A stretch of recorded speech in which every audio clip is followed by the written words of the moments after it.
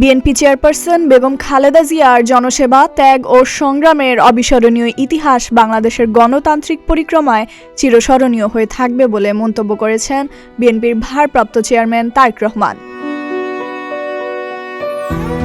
তারেক রহমান তার নিজের verified Facebook পেজে মঙ্গলবার দুপুর 2টার দিকে দেওয়া এক পোস্টে এই মন্তব্য করেন। পোস্টে তিনি বলেন, আমার মা বিএনপি চেয়ারপারসন বেগম খালেদা জিয়া সর্বশক্তিমান আল্লাহর ডাকে সাড়া দিয়ে আজ আমাদের ছেড়ে চলে গেছেন।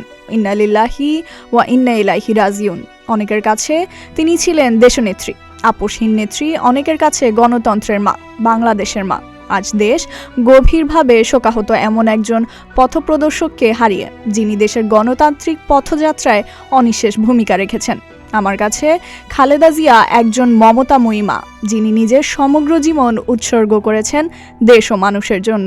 আজীবন লড়েছেন স্বৈরাচার, ফ্যাসিবাদ ও আধিপত্যবাদের বিরুদ্ধে। নেতৃত্ব দিয়েছেন স্বাধীনতা, সার্বভৌমত্ব ও গণতন্ত্র প্রতিষ্ঠার সংগ্রামে।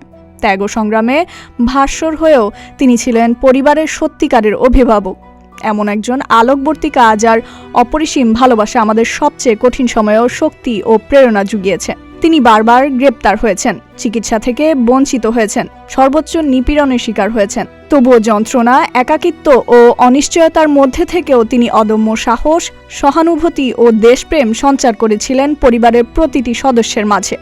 দেশের জন্য তিনি হারিয়েছেন স্বামী, হারিয়েছেন সন্তান। তাই এই দেশের মানুষই ছিল তার পরিবার, তার সত্তা, তার অস্তিত্ব।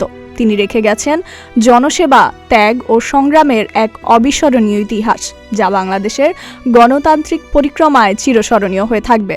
আপনারা সবাই আমার মার জন্য দোয়া করবেন। তার প্রতি দেশবাসীর আবেগ, ভালোবাসা ও বৈশ্বিক শ্রদ্ধায় আমি ও আমার পরিবার চিরকৃতজ্ঞ। ফাইজা মেহেরি নরিন, প্রতিদিনের বাংলাদেশ।